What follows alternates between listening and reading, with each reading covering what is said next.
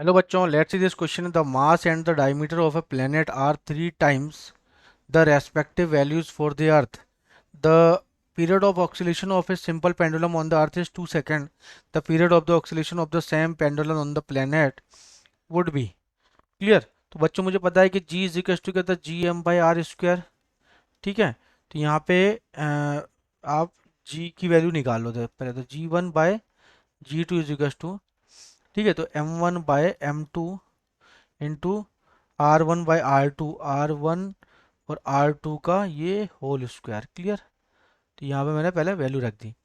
अब आपसे बोला G1/G2 इज इक्वल टू, पहले चेक करो M1/M2 the mass and the diameter. Mass and diameter, तो ये हो जाएगा आपका. आपको पता है जो डायमीटर भी क्या होता है, डायमीटर भी आपका D इज इक्वल टू क्या था, दिस इज 2R, है ना.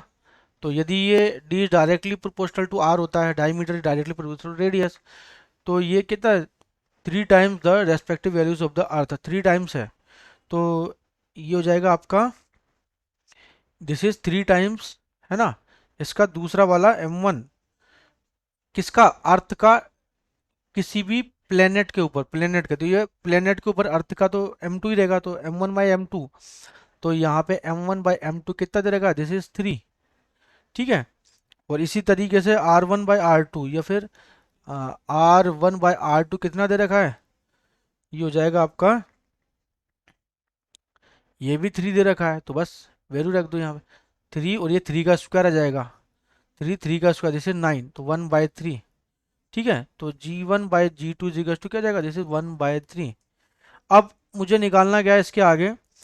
फिर बोला है कि जो पेंडुलम की बात चल रही है, तो टाइम पीरियड देखेंगे यहाँ पे. तो मुझे पता है टाइम पीरियड क्या होता है, T is equal to 2π√L/G. ठीक है. तो टाइम पीरियड भी निकाल लो इसमें, तो इसे T1/T2 इज इक्वल टू जाएगा √G2/G1. ठीक है. तो T1/T2 इज इक्वल टू कितना है, √G1/G2, 1/3, तो दिस इज 3 ऊपर जाएगा. ठीक है.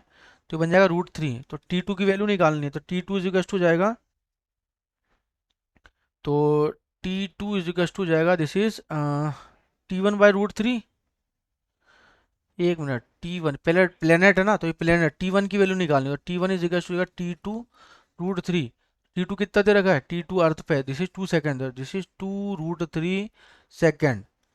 तो T1 इज इक्वल टू 2√3, तो 2√3 कौन सा है, option D is correct. Best of luck.